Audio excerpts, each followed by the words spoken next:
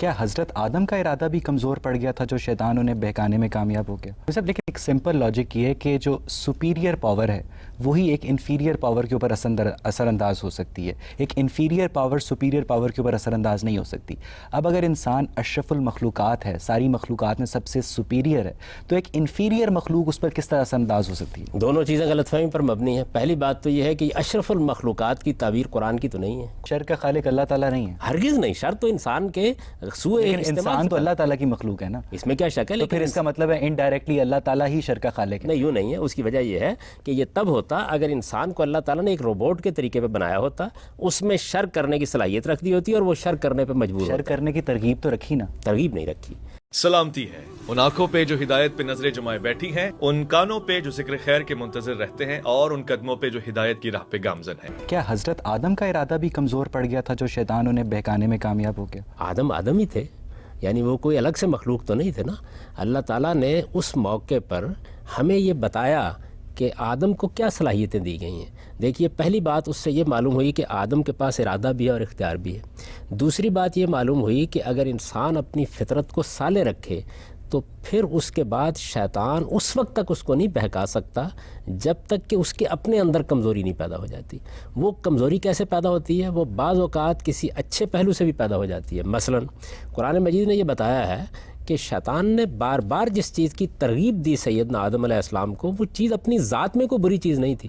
اس نے کہا کہ آپ اس درخت کا پھل اگر چکھیں گے تو اس سے آپ کو حیات جاوداں حاصل ہو جائے گی، ابدی زندگی حاصل ہو جائے گی، آپ اٹرنل لائف میں داخل ہو جائیں گے، ورنہ موت آپ کے سر کے اوپر منڈلا رہی ہے۔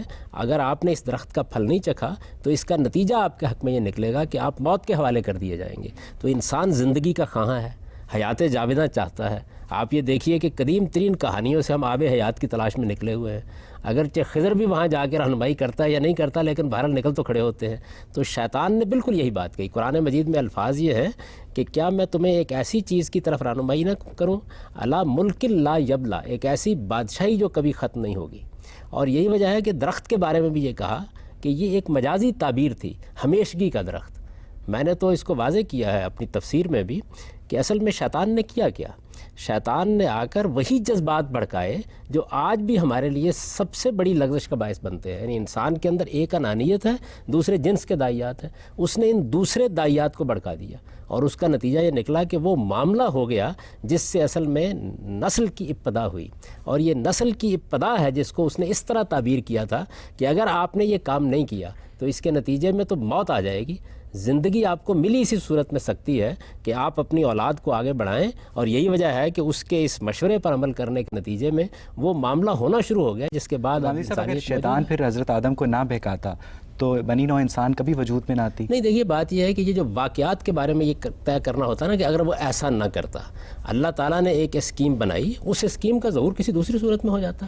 اسباب کام کرتے، شیطان نے اللہ میاں کی اسکیم میں مداخلت کی۔ اللہ تعالیٰ کی تو اسکیم ہی یہی تھی، یہی اسکیم تھی کہ آدم و حوا کو بنایا جائے، یہ اسکیم تھی کہ انہیں اقتدار دیا جائے، یہ اسکیم تھی کہ انہیں اختیار دیا جائے، زمین کی بادشاہی ان کو منتقل کی جائے۔ آپ یہ دیکھیے کہ یہ شیطان کا واقعہ تو بہت بعد میں پیش آیا۔ اللہ تعالیٰ تو قرآن مجید میں یہ کہہ رہے ہیں، ابھی ارادہ کر رہے ہیں، تو یہ کہہ رہے ہیں کہ انی جاعل فی الارض خلیفہ، میں نے ارادہ کر لیا ہے کہ میں زمین میں ایک ایسی مخلوق بنانے والا ہوں جس کو میں اختیار بھی دوں گا اور اقتدار بھی دوں گا۔ تو اختیار اور اقتدار جہاں ہوگا وہاں اس کا استعمال بھی ہوگا۔ دیکھیے، لفظ اختیار اور لفظ اقتدار یہ چاہتا ہے کہ آپ کو اس کے استعمال کرنے کا حق دیا جائے۔ جب آپ اسے استعمال کریں گے، اچھا بھی کریں گے، برا بھی کریں گے، غلط بھی کریں گے، صحیح بھی کریں گے۔ تو انہوں نے اپنے اختیار کو استعمال کیا، اور اس اختیار کو استعمال کوئی غلط معنی میں نہیں کیا۔ یعنی ایک ایسی چیز کی ان کو ترغیب دی گئی جو اپنی ذات میں بالکل جائز چیز تھی، اس میں کوئی ممانعت نہیں تھی، وقتی طور پر اس کو روک کر کچھ سبق دینا پیش نظر تھا، اور وہ سبق حاصل ہو گیا۔ یعنی معلوم ہو گیا کہ سرکشی اور انانیت نہ ہو تو غلطی کرنے کے بعد بھی انسان خدا کی طرف رجوع کرتا ہے، اور اگر انسان خدا کی طرف رجوع کرے تو وہ بڑی سے بڑی غلطی کو بھی معاف کر دیتا ہے، اور معافی نہیں کرتا بلکہ برگزیدہ کر کے پیغمبری کے منصب پر فائز کر دیتا ہے۔ ٹھیک، آپ پوچھیے۔ اگر آپ یہ کہہ رہے ہیں کہ شیطان ایک فارم آف بیہیویئر ہے رادر دین پرسونیفائڈ فارم، تو پھر ابلیس کا نام دے کے اس کو ایک پرسونیفائی کر کے تو ہمیں ایک ایکسکیوز دے دیا گیا ہے کہ ہم ڈارک سائڈ آف ہیومینٹی کو بلیم کر دیں شیطان کے اوپر۔ تو ہماری جو ایک ہر انسان میں ایک بہت پازیٹیو اور ایک بہت نیگیٹو سائڈ ہوتی ہے، it's the balance that matters. تو اگر ہمارا بیلنس خراب ہو جائے اور ہم نیگیٹو سائڈ پر چلے جائیں تو it's just very easy to say کہ مجھے تو شیطان نے بہکایا تھا۔ پہلی بات تو یہ ہے کہ میں نے یہ نہیں کہا کہ یہ ایک رویے کا نام ہے. میں نے یہ کہا ہے کہ جس وقت یہ رویہ کوئی شخص اختیار کرتا ہے تو پھر اس شخص کے لیے یہ ایڈجیکٹو یا اس میں صفت استعمال کیا جاتا ہے. یعنی شیطنت تو ایک رویے کا نام ہے، لیکن اس کو کوئی اختیار کرے گا نا. انسان اختیار کرے گا، جنات بھی اختیار کر سکتے ہیں، اس لیے کہ ان کے پاس بھی ارادہ اور اختیار ہے. پھر دوسری بات میں نے آپ کی خدمت میں عرض کی ہے کہ اصل میں ابتدا ہم سے ہوتی ہے. یعنی کسی کو ہمارے اوپر اثر انداز ہونے کا حق نہیں دیا گیا جب تک ہم خود اس کے لیے موقع فراہم نہیں کر دیتے. ہمیں ارادہ اور اختیار دیا گیا ہے، ہم اس ارادے اور اختیار کو یا صحیح استعمال کرتے ہیں یا غلط استعمال کرتے ہیں. جب ہم اس کو غلط استعمال کرتے ہیں تو اس موقع کے اوپر پھر شیاطین جن کو بھی اور انسانوں کے اندر جو سرکش لوگ ہوتے ہیں ان کو بھی موقع مل جاتا ہے کہ وہ ہمیں ترغیب دیں. دیکھیے ایک آدمی کے اندر جرم کرنے کے داعیات پیدا ہوتے ہیں، پھر اس کے بعد کیا ہوتا ہے، کچھ لوگ جو گرد و پیش میں آپ ہی کی گرد و پیش میں موجود ہوتے ہیں ان کے اندر بھی وہ چیزیں موجود ہوتی ہیں، اس کے قریب ہونا شروع ہو جاتے ہیں. ایک ایسی صحبت وجود میں آتی ہے جس میں بعض اوقات وہ ڈاکے ڈالنے کا منصوبہ بنانا شروع کر دیتا ہے، چوری کرنے کا منصوبہ بنانا شروع کر دیتا ہے. اب یہ لوگ جو پہلے سے غلط راستہ اختیار کیے ہوئے تھے یہ کس شخص کا کردار ادا کر رہے ہوتے ہیں؟ شیطان کا کردار ادا کر رہے ہوتے ہیں. بالکل اسی طریقے سے جب وہ اپنے ارادے کو غلط استعمال کرتا ہے تو ایک موقع پر شیاطین جن بھی اس پر اثر انداز ہونا شروع ہو جاتے ہیں. پہلا انیشیٹو آپ لیتے ہیں، تحریک آپ کے اندر سے ہوتی ہے، فیصلہ آپ کرتے ہیں. انسان کا ارادہ و اختیار اتنی غیر معمولی قوت ہے کہ وہ نہ صرف یہ کہ تمام شیاطین پر اس کے ذریعے سے غلبہ پا سکتا ہے، بلکہ اگر وہ ابتدا نہ کرے تو کوئی شیطان اس پر اثر انداز بھی نہیں ہو سکتا. تو اصل میں پہلے تو ہم جو کچھ کرنا کرتے ہیں اور کسی کو آپ نہیں ٹھہرا سکتے اس معاملے میں مجرم. قرآن مجید نے دیکھیے کتنی خوبصورتی سے اس کو بیان کیا. قرآن مجید یہ کہتا ہے کہ وَمَن یَعْشُ عَن ذِکْرِ الرَّحْمَٰنِ نُقَیِّضْ لَهُ شَیْطَانًا فَهُوَ لَهُ قَرِینٌ. جو آدمی خدا کی یاد سے پہلے اپنے آپ کو غافل کر لیتا ہے، پہلے انسان یہ کام کرتا ہے. خدا کی یاد سے غافل کرنے کا مطلب یہ ہے کہ وہ سرکش ہو گیا ہے، وہ اپنے آپ کو خدا کا بندہ نہیں سمجھتا، وہ نہیں سمجھتا کہ مجھے کسی کے سامنے جواب دہ ہونا ہے. اب جب وہ انسانوں کی جان مال آبرو کے خلاف اٹھ کھڑا ہوتا ہے تو اس کے بعد وہ مرحلہ آتا ہے کہ ہم پھر کسی نہ کسی شیطان کو اس کے اوپر مسلط کر دیتے ہیں اور وہ پھر اس کا ساتھی بن کر ہمیشہ اس کا ساتھ دینے کے لیے تیار ہو جاتا ہے. یہ شیطان انسانوں میں سے بھی ہوتے ہیں، یہ شیطان جنات میں سے بھی ہوتے ہیں. تو اصل میں یہ بعد کا مرحلہ ہے، یعنی پہلے ہم ایک غلطی کرتے ہیں، اس کے بعد آ کر شیاطین ہم پر اثر انداز ہوتے ہیں. پہلے ہم غلط کام کے لیے باہر نکلتے ہیں، اس کے بعد بری صحبت ہم پر اثر انداز ہونا شروع ہو جاتی ہے.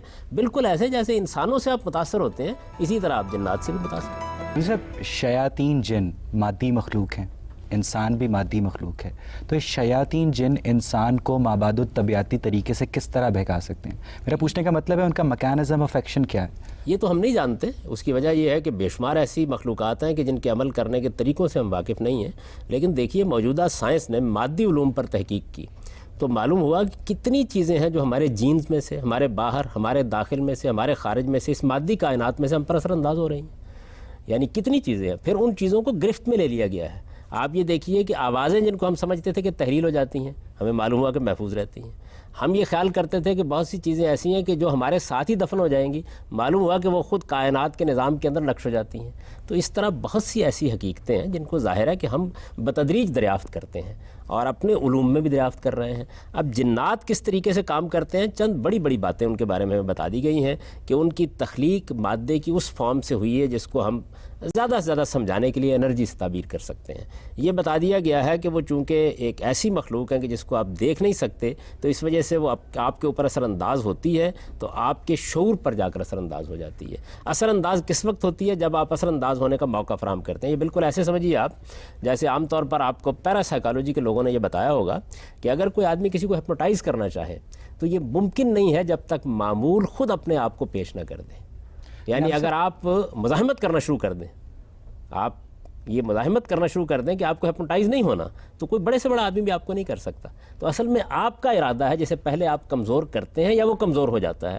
جب کمزور کر لیتے ہیں یا کمزور ہو جاتا ہے پھر سب کے اثر انداز ہونے کا موقع مل جاتا ہے. میں اگر یہ فیصلہ کر لوں کہ مجھے کوئی بری صحبت اختیار نہیں کرنی، کسی برے انسان کی ترغیب پر توجہ نہیں دینی، کان نہیں در رہے، کچھ بھی نہیں ہوگا. پہلے میرے اپنے اندر کمزوری پیدا ہوتی ہے، میں کچھ کشش برائی کی طرف محسوس کرتا ہوں، اس کے بعد اس برائی کے علمبردار جو سوسائٹی کے اندر موجود ہوتے ہیں وہ میرے قریب آنا شروع ہو جاتے ہیں. آپ نے اگر یہ دیکھنا ہو تو آپ اپنے سیاستدانوں کو دیکھ لیں. سب سے بہتر نمونے آپ کو وہاں ملیں گے. یعنی کس طریقے سے پہلے اقتدار کی ہوس پیدا ہوتی ہے، دولت کی ہوس پیدا ہوتی ہے، اس کے بعد قوم ملک اس کے مفادات پس پش ڈالنا شروع کر دیتے ہیں، پھر ان کے گرد و پیش وہ لوگ اکٹھے ہونا شروع ہوتے ہیں جو پہلے سے سرکشی اختیار کر چکے ہوتے ہیں، اور آپ دیکھتے ہیں کہ پھر ان کو بھی وہ اپنے ہی راستے کے اوپر چلانے میں کامیاب ہو جاتے ہیں. بالکل شیطان ایسے ہی کرتا ہے. صاحب لیکن ایک سمپل لاجک یہ ہے کہ جو سپیریئر پاور ہے وہی ایک انفیریئر پاور کے اوپر اثر انداز ہو سکتی ہے. ایک انفیریئر پاور سپیریئر پاور کے اوپر اثر انداز نہیں ہو سکتی. اب اگر انسان اشرف المخلوقات ہے، ساری مخلوقات میں سب سے سپیریئر ہے، تو ایک انفیریئر مخلوق اس پر کس طرح اثر انداز ہو سکتی ہے؟ دونوں چیزیں غلط فہمی پر مبنی ہیں. پہلی بات تو یہ ہے کہ اشرف المخلوقات کی تعبیر قرآن کی تو نہیں ہے. قرآن مجید تو یہ کہتا ہے کہ ہم نے بنی آدم کو فضلنا علی کثیر ممن خلقنا، اپنی بہت سی مخلوقات پر فضیلت دی ہے. یہ نہیں کہا کہ سب مخلوقات پر یعنی فضیلت انسان اشرف المخلوقات نہیں ہے. یہ تو قرآن نے نہیں کہا، یہ کسی صحیح حدیث میں بھی نہیں ہے. یہ تو اصل میں ایک محاورہ ہے جو لوگوں نے اختیار کر لیا. ہر مخلوق اپنے آپ کو اشرف المخلوقات سمجھتی ہے. انسان کو اللہ نے بڑا اعزاز دیا ہے، بڑا شرف دیا ہے. یہ کہا ہے کہ وَلَقَدْ كَرَّمْنَا بنی آدم، ہم نے بنی آدم کو بڑی تکریم عطا کی ہے اور بڑا شعور دے کر اس کو بھیجا ہے. لیکن یہ نہیں کہا کہ تمام مخلوقات میں برتری دی ہے. یہ کہا ہے عَلَىٰ كَثِيرٍ مِّمَّنْ خَلَقْنَا. دیکھیے بات یہ ہے کہ ہمارا معاملہ یہ ہے کہ بہت سی باتیں ہمارے ہم متس کے طور پر مشہور ہو جاتی ہیں، بہت سی باتیں ہم اوہام کے طور پر مان رہے ہوتے ہیں، بہت سی چیزیں ہم کہانیوں میں سن رہے ہوتے ہیں. ہم کبھی خدا کی کتاب کو کھول کر نہیں دیکھتے کہ وہ کسی حقیقت کو کیسے بیان کرتی ہے. تو قرآن نے تو یہ کہا ہے کہ عَلَىٰ كَثِيرٍ مِّمَّنْ خَلَقْنَا، ہم نے بہت سی مخلوقات پر انسان کو فضیلت دی ہے. ایک بات. دوسری بات یہ ہے کہ یہ بات ہی درست نہیں ہے کہ ایک برتر مخلوق کی صرف اثر انداز ہوگی. دیکھیے بات یہ ہے کہ تمام حیوانات کتنے کمتر ہیں، اس کے باوجود ہم پر اثر انداز ہو جاتے ہیں. بعض اوقات ہمیں مار تک ڈالتے ہیں، بعض اوقات ہم ان کے معاملے میں بالکل بے بس ہو جاتے ہیں. اگر کبھی تجربہ کرنا ہو تو ایک طرف انسان کی برتری دیکھیے کہ وہ شیر کو پنجرے میں قید کر لیتا ہے، دوسری طرف اس کی بے بسی دیکھیے کہ اگر جنگل میں کہیں سابقہ پیش آ جائے، کہیں جنگل میں سابقہ پیش آ جائے تو دیکھ لیجئے کس حالت کو پہنچ جاتا ہے. لیکن صاحب ہم جن کو پنجرے میں قید نہیں کر سکتے، ہم جانور کو تو کر لیں گے، جن کو کیسے کریں گے؟ میں آپ سے گزارش کر رہا ہوں. دیکھیے بات یہ ہے کہ کر سکتے ہیں یا نہیں کر سکتے، اس معاملے میں لوگ اپنے تجربات مختلف بیان کرتے ہیں. اور ایک وقت آپ نے دیکھا قرآن نے بھی یہ بیان کیا کہ اللہ تعالیٰ نے انہی جنات کو، جن کو آپ برتر مخلوق کہہ رہے ہیں، ان کو سیدنا سلیمان کی گرفت میں دے دیا تھا. وہ ان کے لیے کام کرتے تھے. یعنی قرآن مجید نے اس کی پوری تفصیل بیان کی ہے. پھر وہ واقعہ بیان کیا جس کے بعد جنات کو یہ معلوم ہوا کہ ان کے علم کے بھی حدود ہیں. وہ اتنا غیب کا علم نہیں رکھتا، اس لیے کہ سید سلیمان کی موت کے بارے میں وہ پہلے سے نہیں جان سکے کیا صورتحال ہوئی اور کیا نہیں ہوئی. تو یہ سارے معاملات پیش آتے رہتے ہیں. مختلف مخلوقات ایک دوسرے سے کام لیتی رہتی ہیں، ان کے کام آتی بھی رہتی ہیں. مثال کے طور پر دیکھیے نا کہ جنگ بدر کے بارے میں قرآن یہ بیان کرتا ہے کہ اس میں انسان لڑنے کے لیے اترے، لیکن ان کی مدد کے لیے ہم نے فرشتے ان کی پشت پر کھڑے کر دیے. تو وہاں دیکھیے کہ ایک بڑی برتر مخلوق جو فرشتے ہیں، جو جنات سے بھی زیادہ برتر ہے اپنی خلقت کے لحاظ سے، وہ انسان کی مدد، تائید اور اس کی رہنمائی کے لیے وہاں. لیکن صاحب اگر جنگ بدر میں فرشتے کھڑے کر دیے تو پھر جنگ احد میں کیوں نہیں کیے؟ یہ بات یہ ہے کہ اللہ تعالیٰ کا ایک قانون ہے مدد کرنے کا. وہ مدد کرنے کا قانون یہ ہے کہ جب آپ کسی اللہ تعالیٰ کے کام کے لیے میدان میں اترتے ہیں تو آپ کو کوئی غلطی نہیں کرنی. اگر آپ نے صبر اور ثبات سے کام لیا ہے تو مدد ملے گی، اگر ایسا نہیں ہے تو نہیں ملے گی. وہاں مسلمانوں نے غلطی کی، اس کی سزا دینی ضروری تھی، اس لیے کہ ان کا تزکیہ مقصود تھا، ان کو الگ کرنا مقصود تھا، اور یہ بتانا مقصود تھا کہ وہ بھی اپنے آپ کو پاکیزہ بنانے کے لیے اپنی غلطیوں پر توجہ کریں. تو اللہ کے قانون کو سمجھنا چاہیے. یہ بالکل ایسے ہی ہے کہ آپ دیکھیے کہ آپ حفظان صحت کے اصولوں کی اگر پابندی نہیں کرتے ہیں تو اس کے بعد شفا بھی اللہ دیتا ہے، زندگی بھی اللہ دیتا ہے، موت بھی اللہ دیتا ہے، لیکن جو آپ نے خلاف ورزی کیا اس کی سزا بھی پھر اس کے قانون کے مطابق آپ کو مل جاتی ہے. تو یہی معاملہ اس وقت ہوا جنگ احد میں. تو آپ جانتے ہیں کہ رسالت میں آپ صلی اللہ علیہ وسلم نے جو ایک جنگی تدبیر بتائی تھی، مسلمانوں کے ایک حصے نے اس کی خلاف ورزی کی. جب خلاف ورزی کی تو اللہ تعالیٰ اس پر تبصرہ کرتے ہیں سورہ آل عمران میں، اور یہ کہتے ہیں کہ یہ مقصد تھا تاکہ معلوم ہو جائے کہ تم میں سے کون پیغمبر کے ساتھ کھڑا ہے حقیقی معنی میں اور کون نہیں کھڑا ہے. تو چونکہ دنیا آزمائش اور امتحان کے اصول پر بنی ہے، اس وجہ سے یہاں یہ تو نہیں ہو سکتا کہ ایک ہی معاملہ کیا جائے. انسان جو رویہ اختیار کریں گے اس کے لحاظ سے ان کے ساتھ معاملہ کیا جائے. ٹھیک، آپ پوچھیں. شیطان کس طرح کی چیزوں کے میں ملوث ہوتا ہے؟ دیکھیے بات یہ ہے کہ جس وقت آپ ایک غلط ارادہ کر لیتے ہیں، آپ نے فیصلہ کر لیا کہ آپ ایک غلط کام کریں گے، آپ نے اپنے ارادے اور شعور سے یہ فیصلہ کیا، آپ چل پڑے اس مقصد کے لیے. اب شیطان کو موقع ملتا ہے، آپ معمول بن چکے ہیں اس کے. اب جس وقت آپ اپنے آپ کو ایک معمول کی حیثیت سے پیش کر دیتے ہیں، یہ آپ کا ارادہ ہے، اس کے بعد وہ اثر انداز ہونا شروع ہو جاتا ہے. تو جب آپ اپنے آپ کو کسی برائی کے حوالے کر دیتے ہیں، اس کے بعد پھر شیاطین جن بھی اثر انداز ہوتے ہیں اور شیاطین انس بھی اثر انداز ہوتے ہیں. آپ کے گھر میں جو ٹیلی ویژن رکھا ہوا ہے وہ اپنے اندر ریسیو کرنے کی صلاحیت رکھتا ہے، تبھی یہ ممکن ہوتا ہے کہ جو کچھ ٹیلی ویژن اسٹیشن میں ہو رہا ہے وہ اپنے گھر میں آپ دیکھ سکیں. اس کے بغیر ممکن نہیں ہوتا. تو انسان بھی جس وقت کسی سگنل کو ریسیو کرنے کے اپنے آپ کو قابل بنا لیتا ہے اور وہ اپنے ارادے اور اختیار سے بناتا ہے, پھر انسانوں کا سگنل بھی اس تک پہنچتا ہے اور جنات کا بھی اس تک پہنچتا ہے اور فرشتوں کا بھی پہنچتا ہے. غامدی صاحب, یہاں سے ہم آپ کی بات کو آگے بڑھائیں گے, لیکن ناظرین اس سے پہلے وقت ہوا ایک چھوٹے سے بریک کا. حاضر ہوتے ہیں بریک کے بعد. اچھا, سوال میرا یہ ہے کہ آپ نے کہا کہ انسان کی اپنی فری ول تو ہوتی ہے لیکن وہ بہکاوے میں آ جاتا ہے اور غلط کام کرتا ہے. سب سے پہلی بات تو یہ کہ آپ نے کہا, اس کے بعد یہ بھی کہا کہ انسان پہلے ایک فلسفے میں یقین رکھتا ہے, اس کی بنیاد کے اوپر وہ حرکات کرتا ہے. تو سب سے پہلی بات تو یہ ہے کہ غلط اور صحیح میں فرق کیا ہے, یہ کس طرح ڈیفائن کرتے ہیں. دوسری بات یہ ہے کہ اگر کوئی انسان فرض کریں کہ ایک مزدور ہے جو سارا دن کام کرتا ہے اور ساری زندگی محنت کرتا ہے, لیکن اب اس کے گھر میں آٹا نہیں ہے, اس کے پاس اس کے بچے جو ہیں 6 دن سے بھوکے بیٹھے ہوئے ہیں, اور جب ان کی وہ حالات دیکھ کے وہ کسی آٹے کی فیکٹری میں ڈاکہ ڈالتا ہے تو کیا اس کے اوپر شیطان نے ایکٹ کیا ہے؟ اسی طرح صحیح اور غلط میں فرق کہاں سے بیان ہوتا ہے, اس کے لیے آپ کو ایک ڈومیننٹ آئیڈیالوجی چاہیے ہوتی ہے. آپ اگر کمپیریٹیو ریلیجن دیکھیں اسلام سے باہر نکل کے, کہ جتنے بھی مونوتھیسٹک معنی کہ ایک خدائی قوت میں یقین رکھنے والے جتنے بھی اب تک مذاہب آئے ہیں, ان سب میں شیطان اور اس کے اپوزٹ ایک خدائی قوت میں یقین کی بات کی گئی ہے تاکہ ان میں ایک بیلنس پیدا ہوا ہو, اور اسی کی بنیاد کے اوپر کافی کام کیے جاتے ہیں. صحیح اور غلط میں کیا کہتے ہیں فرق بیان کیا جاتا ہے, نہ کہ اس کے جو آپ کی ایک مادیاتی کنڈیشن ہے آپ اس کو اینڈ میں اگنور کر دیتے ہیں. اچھا, بہت سارے سوالات جمع ہو گئے. پہلے تو اچھائی اور برائی. جی, سب سے پہلی بات تو یہ ہے کہ اچھائی اور برائی کا شعور انسان خود لے کے آیا ہے. یعنی جس طریقے سے انسان کو دیکھنے کے لیے آنکھیں دی گئی ہیں اور سننے کے لیے کان دیے گئے ہیں, اسی طرح انسان کو ایک حادثہ اخلاقی دیا گیا ہے. میں جیسے ہی شعور کی عمر کو پہنچتا ہوں تو جس طرح میں اپنی جنسی جبلت کو دریافت کر لیتا ہوں, بالکل اسی طریقے سے میں خیر اور شر کا شعور بھی اپنے اندر پاتا ہوں. اچھا کیا ہے, برا کیا ہے, یہ میرے ضمیر کے اندر ودیت ہے. انسان نام ہی اس چیز کا ہے کہ جانوروں کے بالکل برخلاف وہ خیر و شر کا, اچھائی اور برائی کا شعور رکھتا ہے. لیکن اچھائی اور برائی کا یہ شعور مجمل ہے, یعنی اس کی کچھ بنیادیں واضح کر دی گئی ہیں. مثال کے طور پر قرآن نے ہماری رہنمائی کی کہ ہم چند بنیادی حقائق کو جانتے ہوتے ہیں, ان کے بارے میں ہمیں کبھی کسی اختلاف سے دوچار نہیں ہونا پڑتا. وہ عالمگیر سچائیاں ہیں, عدل ہے, احسان ہے, رشتہ داری کے حقوق کا تحفظ ہے, کسی کے جان مال آبرو کے خلاف اقدام نہ کرنے کا داعیہ ہے. یہ چیزیں وہ ہیں کہ جو مسلمہ ہیں پوری انسانیت میں. اب اس کے بعد کیا ہوتا ہے, ان کی اپلیکیشن کرنا ہوتی ہے ہمیں. جب ہم ان کی اپلیکیشن یا ان کے اطلاق کی طرف جاتے ہیں تو یہاں ہم غلطیاں کرتے ہیں. ان غلطیوں سے بچانے کے لیے اللہ تعالیٰ نے پیغمبروں کا ایک سلسلہ جاری کیا اور ان کے ذریعے سے ہدایت دی, جس طرح کہ آپ نے بھی اس کا حوالہ دیا. ظاہر ہے کہ یہ وہ مرحلہ ہے جس مرحلے کے اوپر خیر بھی بالکل متعین ہو جاتا ہے, شر بھی بالکل متعین ہو جاتا ہے کہ کیا ہے. باقی رہ گئی یہ بات کہ ایک آدمی اپنے بچوں کی مجبوری کی وجہ سے ڈاکہ ڈالنے کے لیے گیا ہے, تو یہ ٹھیک ہے اپنی جگہ بات کہ مجبوری بعض اوقات انسان کو یہاں بھی پہنچا دیتی ہے. لیکن اگر اس آدمی سے آپ یہ پوچھیں کہ تمہارے گھر میں اگر کوئی ڈاکہ ڈالنے کے لیے آ جائے تو اس کو خیر کہو گے یا شر کہو گے؟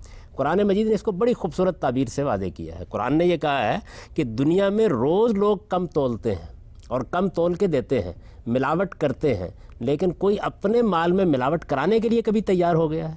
کوئی کم تلوانے کے لیے تیار ہو گیا؟ کبھی ایسا ہوا کہ آپ کسی وقت بازار میں گئے ہوں اور یہ خیال کر کے گئے ہوں کہ آج مجھے کوئی کم تول دے تو کتنا ہی اچھا ہو, آج مجھے کوئی ملاوٹ کر کے کوئی مال دے دے تو کتنا ہی اچھا ہو؟ یہ انسان کے اندر خیر اور شر کا شعور ہے. وہ جب ڈاکہ ڈال رہا ہوتا ہے تو یہ ٹھیک ہے کہ بعض اوقات مجبوری, بعض اوقات حالات اس درجے اس پر غلبہ پا لیتے ہیں کہ ہو سکتا ہے کہ اس کے اس جرم کو بھی نظر انداز کرنا پڑے بعض حالات میں. لیکن یہ کہ یہ جرم ہے وہ بھی جانتا ہوتا ہے, ہم بھی جانتے ہوتے ہیں, اور وہ معاشرہ بھی جانتا ہوتا ہے جو بعض اوقات اپنی ستم ظریفیوں سے انسان کو یہاں تک پہنچا دیتا ہے. اس سے خیر اور شر تبدیل نہیں ہوتے. رہ گئی یہ بات کہ اس میں شیاطین کب اپنا کام شروع کرتے ہیں. میں نے بار بار توجہ دلائی کہ جیسے ہی آپ اس راستے پر پڑتے ہیں, یعنی وہ آدمی گھر سے نکلا, اب وہ ڈاکہ ڈالنا چاہتا ہے, اس موقع کے اوپر اس کو ایک پستول چاہیے. سوسائٹی میں بہت سے شیاطین موجود ہوتے ہیں جو ٹھیک اس کی اس مجبوری اور کمزوری کے لمحے میں اس پر مسلط ہونا شروع ہو جاتے ہیں. جیسے ہی وہ مسلط ہوتے ہیں انسانوں کے اندر سے, اسی طرح جنات بھی اپنا کام شروع کر دیتے ہیں.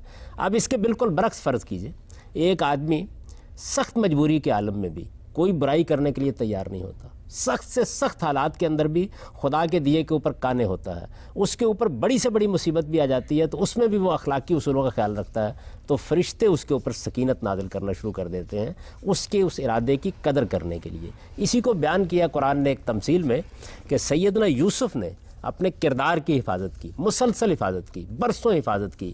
ایک موقع ایسا آ گیا کہ جس میں جب زلیخا نے انہیں اپنی طرف دعوت دی تو اس وقت کردار کی حفاظت کرنا بڑا مشکل کام بن گیا. یعنی ترغیب ایسی تھی، معاملات اس طرح کے تھے، صورتحال ایسی بنا دی گئی کہ کسی عام انسان کے لیے ممکن نہیں تھا. اب خدا کی قوت نمودار ہوئی اور اپنے بندے کو اس نے برائی نہیں کرنے دی. تو یہ چیز جو ہے یہ کب حاصل ہوتی ہے؟ جب آپ اپنے آپ کو اس کا استحقاق ثابت کر دیتے ہیں. یعنی جب آپ اس قابل اپنے آپ کو کر لیتے ہیں کہ اب خدا بھی آپ کی مدد کرے، فرشتے بھی آپ کی مدد کریں. بین ہی یہی معاملہ شیاطین کے ساتھ ہوتا ہے. آپ جب کمزور ہوتے چلے جاتے ہیں پھر ایک وقت میں شیطان آپ پر قابو پا لیتے ہیں. جن لوگوں نے نفسیاتی امراض کا مطالعہ کیا وہ یہ جانتے ہیں کہ ڈپریشن کا مریض پہلے دن ڈپریشن کا مریض نہیں ہو جاتا. پہلے مرحلے میں یہ چیز اس کے اندر اس کے ارادے کی کمزوری سے داخل ہونا شروع ہوتی ہے. پھر ایک وقت تک وہ اس کا مقابلہ کرنے کی صلاحیت رکھتا ہے، پھر اتنا کمزور ہو جاتا ہے کہ مقابلہ نہیں کر پاتا. یعنی آہستہ آہستہ بیماری ہی اس کے اوپر مسلط ہو جاتی ہے. یہی معاملہ اصل میں پورے انسان کے ساتھ ہوتا ہے. نبی صاحب، سورہ سواد میں قرآن مجید میں شیطان اللہ تعالیٰ کو مخاطب کر کے کہتا ہے کہ اے رب تیری عزت کی قسم میں تیرے سب بندوں کو بہکاؤں گا سوائے ان لوگوں کے جنہیں تو نے اپنے لیے خاص کر لیا ہے یا خالص کر لیا ہے.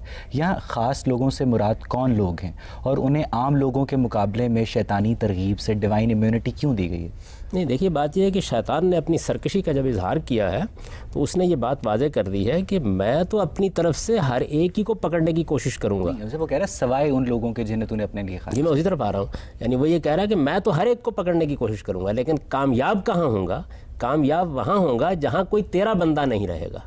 یعنی یہاں جو بات بیان کی گئی وہی ہے کہ جن بندوں کو تو نے اپنا بندہ بنا لیا ہے. اور خدا اپنا بندہ کیسے بناتا ہے اس کو قرآن نے دوسری جگہ واضح کر دیا کہ جو بندے خدا کو یاد رکھتے ہیں، جو خدا کے سامنے پیشی اور حاضری کے تصور کے ساتھ جیتے ہیں، ان کو خدا اپنا بندہ بنا لیتا ہے. تو جن کو خدا اپنا بندہ بنا لیتا ہے، جب وہ اس قابل اپنے آپ کو کر لیتے ہیں، پھر شیطان ان پر اثر انداز نہیں ہوتا. یہی بات ہے جس کو رسالت پاک صلی اللہ علیہ وسلم نے ایک موقع کے اوپر بیان کیا. جب ایک شخص نے آپ سے پوچھا کہ کیا آپ کے ساتھ بھی شیطان ہے، تو آپ نے فرمایا ہاں، لیکن میں نے اس کو مسلمان کر لی. یعنی جس وقت آپ نے اپنے اندر جو خیر کے دائیات تھے ان کو نشو و نما دی، شر کے دائیات پر آپ نے قابو پانے کی کوشش کی. تو یہ دیکھیے کتنی خوبصورت ادبی تعبیر ہے کہ وہی دائیات جو مجھے برائی کی طرف لے جاتے تھے اب وہ خدا کے سامنے صرف گندہ ہو گئے. شیطان کا تصور ہے یہ شر سے وابستہ ہے، اور شر کا کوئی بھی مذہبی فلسفہ 3 بنیادی نقطوں کو، پوسٹولیٹس کو تسلیم کرتا ہے کہ خدا قادر مطلق ہے، خدا کامل خیر ہے اور شر موجود ہے. ٹھیک، اب اگر شر موجود ہے اور خدا اسے مٹانے کا خواہش مند بھی ہے تو پھر بھی کیا خدا قادر مطلق ہی رہتا ہے؟ خدا قادر مطلق ہے، لیکن اس نے خود آپ کو ارادہ اور اختیار دیا ہے. ارادے اور اختیار کا مطلب ہی یہ ہے کہ آپ کو اس کا موقع دیا جائے کہ آپ چاہے تو صحیح راستہ اختیار کریں، چاہے تو غلط راستہ اختیار کریں. خدا جب چاہے باغ کھینچ لے، لیکن جب اس نے خود موقع دے دیا. دیکھیے بات یہ ہے کہ میں اس پر اختیار رکھتا ہوں کہ میں اپنے گھر میں ایک چیز کا نفاذ کر دوں، لیکن میں فیصلہ کرتا ہوں کسی حکمت کے تحت کہ مجھے یہ اختیار استعمال نہیں کرنا. تو خدا قادر مطلق ہے، اس میں کیا شک ہے، لیکن کیا وہ ہمارے طریقے کے اوپر ہر وقت اپنی قدرت کو استعمال کرے؟ اس نے اپنی قدرت ہی سے یہ فیصلہ کیا کہ میں انسان کو، جنات کو، فرشتوں کو ایک دائرے میں اختیار دے رہا ہوں. جب اس نے اختیار دے دیا تو پھر اختیار کا تو طریقہ یہی ہے کہ اس کو استعمال کرنے کا موقع دیا جائے. جب آپ اس کو استعمال کرنے کا موقع دیں گے تو اس سے شر پیدا ہوگا. صرف شر کا خالق اللہ تعالیٰ نہیں ہے، ہرگز نہیں. شر تو انسان کے سوء انسان تو اللہ تعالیٰ کی مخلوق ہے نا، اس میں کیا شک ہے. تو پھر اس کا مطلب ہے انڈائریکٹلی اللہ تعالیٰ ہی شر کا خالق ہے. نہیں، یوں نہیں ہے. اس کی وجہ یہ ہے کہ یہ تب ہوتا اگر انسان کو اللہ تعالیٰ نے ایک روبوٹ کے طریقے پہ بنایا ہوتا، اس میں شر کرنے کی صلاحیت رکھ دی ہوتی اور وہ شر کرنے پہ مجبور ہوتا. شر کرنے کی ترغیب تو رکھی نا؟ ترغیب نہیں رکھی، صلاحیت دی ہے. صلاحیت کیا چیز دی ہے؟ صلاحیت اصل میں ایک بہت بڑی خیر دی ہے انسان کو. وہ کیا ہے؟ وہ ہے اختیار. کوئی معمولی چیز ہے یہ؟ یعنی ایک بے اختیار مخلوق کے مقابلے میں ایک با اختیار مخلوق بنا دی. دیکھیے لفظ اختیار کے اندر اتر کر اس پہ غور کریں. یہ جب دیا جائے گا اس کا استعمال ہوگا، استعمال برا بھی ہوگا، استعمال اچھا بھی ہوگا. ورنہ اختیار ہوا کیا؟ یعنی اگر اللہ تعالیٰ ہر موقع پر مداخلت کر لیتے، جیسے ہی آپ کسی غلط کام کا ارتکاب کرتے آپ کو پکڑ لیتے، تو پھر اختیار کیا ہوا؟ دینے کے معنی کیا ہوئے؟ دیکھیے اختیار دینے کا مطلب ہی یہ ہے کہ آپ کو مہلت ملنی چاہیے کہ آپ اس کا استعمال کریں. لہٰذا اللہ تعالیٰ نے تو آپ کو سراپا خیر بنایا ہے، اس لیے کہ آپ کو انہوں نے اختیار دیا ہے. اختیار دیا تھا، اختیار ایک بہت بڑی نعمت تھی. ہم جب اس کا غلط استعمال کرتے ہیں تو اس سے شر پیدا ہوتا ہے. یہی وجہ ہے کہ قرآن مجید نے دیکھیے ایک موقع کے اوپر اس کو بیان کیا نا کہ من شر ما خلق. یعنی یہ نہیں کہا کہ خدا شر کو پیدا کرتا ہے، یہ کہا کہ خدا نے جو مخلوقات پیدا کی ہیں ان سے شر وجود میں آ جاتا ہے. اس لیے کہ ان کو اس نے اختیار دیا ہوتا ہے، وہ اختیار کا غلط استعمال کر دیتی ہیں. اب یا تو آپ اختیار چھین لیں، ایک ہی صورت ہو سکتی ہے، اختیار دیں گے تو پھر آپ کو شر کے وجود کو ایک محدود مدت تک گوارا کرنا پڑے. ایسا قرآن مجید میں آتا ہے کہ قابیل نے حابیل کو قتل کیا شیطان کے بہکاوے میں آ کے، نہیں، نفس کے بہکاوے میں. تو اس شیطان کے بہکاوے میں اور نفس کے بہکاوے میں فرق ہے؟ نفس کے بہکاوے سے بات شروع ہوتی ہے، شیطان اس کے بعد اثر انداز ہونا شروع ہوتے ہیں، خواہ وہ جنات میں سے ہوں خواہ انسانوں میں سے ہوں. سب سے پہلے تو آپ اندر سے یہ فیصلہ کرتے ہیں. اس واقعی کو اگر آپ پڑھیں، بائبل میں بھی پڑھیں، قرآن میں بھی پڑھیں، دیکھیے کیسے پیش آیا ہے. انسان کے اندر انانیت ہے، یعنی دو چیزیں انسان کے اندر موجود ہیں، ایک اپنی انا کا احساس، دوسرے جنس کی جبلت. اب وہاں ہوا کیا ہے، اس نے آ کے خدا کے حضور میں قربانی پیش کی ہے، اس کی قربانی قبول نہیں کی گئی، اس سے اس کی انا پر چوٹ پڑی ہے. اب بجائے اس کے کہ وہ اس پر غور کرتا کہ قربانی کیوں قبول نہیں کی گئی، اللہ تعالیٰ مجھ سے کیوں ناراض ہے، میرے اندر کیا خرابی ہے. جس کی قربانی قبول کی گئی اس کے معاملے میں وہ حسد میں مبتلا ہوا اور اس نے اس کو قتل کر دیا، اپنے ہی بھائی کو. تو یہ جو اس نے کیا ہے اس میں شیطان تو بعد میں داخل ہوگا. وہ حسد تو عورت کی وجہ سے تھا. یہ بھی ایک واقعہ بیان کیا جاتا ہے، لیکن قرآن مجید تو اس کو بالکل دوسرے طریقے سے بیان کرتا ہے. وہ یہ کہتا ہے کہ دونوں نے قربانی پیش کی، دونوں کی قربانی اللہ کے حضور میں جب پیش ہوئی تو اللہ نے ایک کی قربانی کو قبول کر لیا، کیونکہ اس زمانے میں اللہ کا طریقہ یہ تھا کہ قربانی کی قبولیت یا عبادت کی قبولیت بتا دی جاتی تھی. تو جیسے یہ بتایا گیا تو فوراً بعد وہ اشتعال میں آ گیا، اور اشتعال میں آ کے ایک دن اس نے منصوبہ بندی کر کے اپنے بھائی کو قتل کر دیا. یہ عورت کا قصہ جو ہے یہ کہانیوں میں ہے، قرآن مجید نے اس کو بیان نہیں کیا. ٹھیک، آپ پوچھیے. سر میرے خیال سے سر اس کے ایک کازیشن جو ہے، اس سے جو پیچھے کیوس ہے، میں نہیں سمجھتا کہ سر میں جو کام کر رہا ہوتا ہوں ڈیلیبریٹلی برا کام میں خود کر رہا ہوتا ہوں. میں نے کبھی فیل نہیں کیا اس کو سر، شیطان یہ جو بیٹا ہے میں سر. تو اس کے حوالے سے آپ کیا کہہ سکتے ہیں؟ یہ بات یہ کہ ابتدا تو آپ ہی کرتے ہیں نا. فلسفیانہ لحاظ سے اگر آپ دیکھیں تو ابتدا تو انسان ہی کرتا ہے، لیکن آپ نے کبھی نہیں دیکھا، آپ نے بارہا دیکھا ہوگا کہ آپ نے غلط کام کرنے کا ارادہ کیا، آپ کے دوستوں میں، آپ کے احباب میں بہت سے آپ پر اثر انداز ہونے شروع ہو گئے. میں تو بار بار توجہ دلا رہا ہوں کہ آپ شیطان کو جناتی میں کیوں تلاش کر رہے ہیں، وہ انسانوں میں بھی ہوتے ہیں. یعنی وہ جو خارج کی قوتیں آپ پر اثر انداز ہوتی ہیں، کیا آپ پر کبھی اثر انداز نہیں ہوئی؟ ہم سب پر اثر انداز ہوتی ہیں. پہلا ارادہ ہم کرتے ہیں، جب ہم ارادہ کر لیتے ہیں تو ہمارے گرد و پیش میں انسان پائے جاتے ہیں. یہ دیکھیے انہی انسانوں کے اندر سے بہت سے لوگ ہیں جن کی صحبت ہمیں بالکل غلط راستے پر لے جاتی ہے. تو یہ کیسے آپ فلسفیانہ طور پر کہتے ہیں یہ تجربے اور مشاہدے کے خلاف ہے؟ ابتدا آپ کرتے ہیں، یعنی یہ نہیں ہو سکتا کہ کوئی آدمی آپ کی ابتدا کے بغیر، آپ کے انیشیٹو کے بغیر، آپ کے ارادے کے بغیر آپ کو کسی غلط سمت میں لے جائے. لیکن کتنے دوست ہیں، کتنے احباب ہیں. ابھی میں نے آپ کو مثال دی کہ آپ دیکھیے کہ ایک سیاستدان کے گرد جو خوشامدی جمع ہو جاتے ہیں، بعض وقت قوموں کو تباہ کروا ڈالتے ہیں اس کے نتیجے میں، لیکن وہ پہلے اپنے آپ کو خود غلط راستے پر ڈالتا ہے.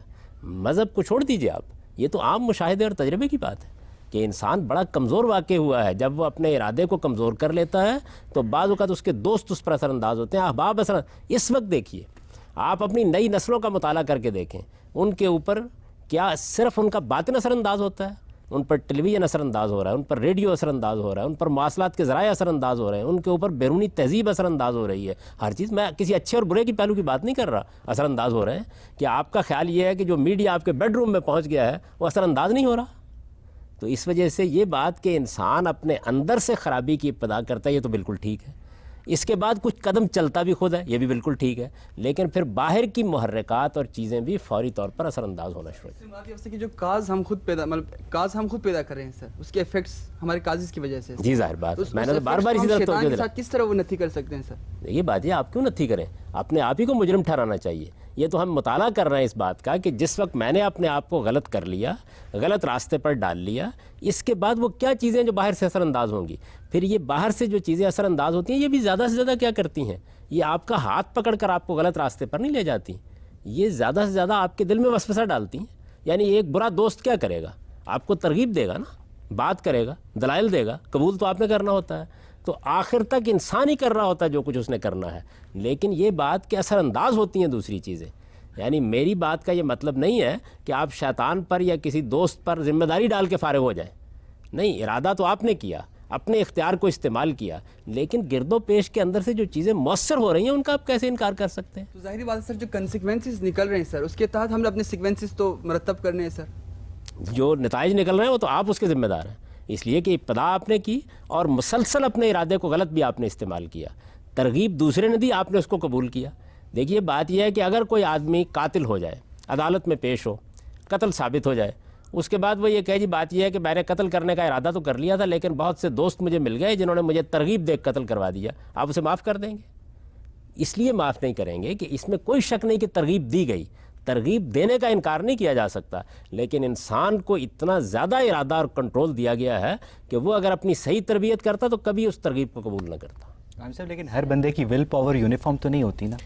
اتنی ضرور ہوتی ہے کہ وہ اس طرح کی ترغیبات کا مقابلہ کر سکے, لیکن جس طرح آپ باقی ساری صلاحیتوں کو پالش کرتے ہیں نا, مثال کے طور پر ایک آدمی مصور پیدا کیا گیا, ایک آدمی شاعر پیدا کیا گیا, صلاحیت تو اللہ نے دے دی لیکن صلاحیت کو پالش کرنا, اس کو نشو و نما دینا, یہ تو انسان کا کام ہے. ارادے کا معاملہ بھی یہی ہے, ارادہ ایک صلاحیت ہے جو آپ کے اندر دی گئی ہے, اس ارادے کو مضبوط بنانا, محکم کرنا یہ آپ کا کام ہے. غریب آدمی اور امیر آدمی کی ول پاور سیم ہوتی ہے؟ بعض اوقات غریب آدمی کی زیادہ ہوتی ہے.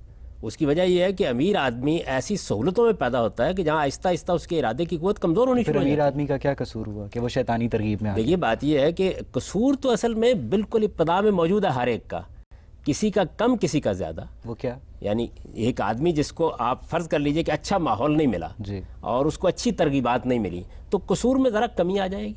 اس کے لحاظ سے اللہ بھی معاملہ کرتا ہے, انسان بھی معاملہ کرتے ہیں, لیکن جو بنیادی ارادہ ہے وہ آپ ہی کا ہے. یعنی وہ امیر آدمی بھی کہ جس کے ارادے پر بے شمار چیزیں اثر انداز ہو گئی ہیں, وہ غریب آدمی جس کے ارادے پر بے شمار چیزیں اثر انداز ہو گئی ہیں, اثر انداز ہوئی ہیں. اگر وہ ان کو اثر انداز نہ ہونے دیتا تو اس کے اندر اتنی قوت, اتنی صلاحیت موجود تھی. لیکن جیسے کہ ایک صاحب نے یہاں سوال کیا تھا, اگر وہ اس درجے میں کمزور ہو چکا ہے کہ جس کو آپ کہتے ہیں کہ آپ اس کے اندر ایک بیماری کسی کیفیت ہے, مریض ہو چکا ہے, تو آپ دنیا میں بھی معاف کرتے ہیں. آپ دیکھیے عدالت بھی اس وقت کہتی ہے کہ نفسیاتی مریض ہے تو اس کے معاملے میں اب سختی سے کام نہیں لیا جائے. یہی معاملہ خدا بھی کرتا ہے.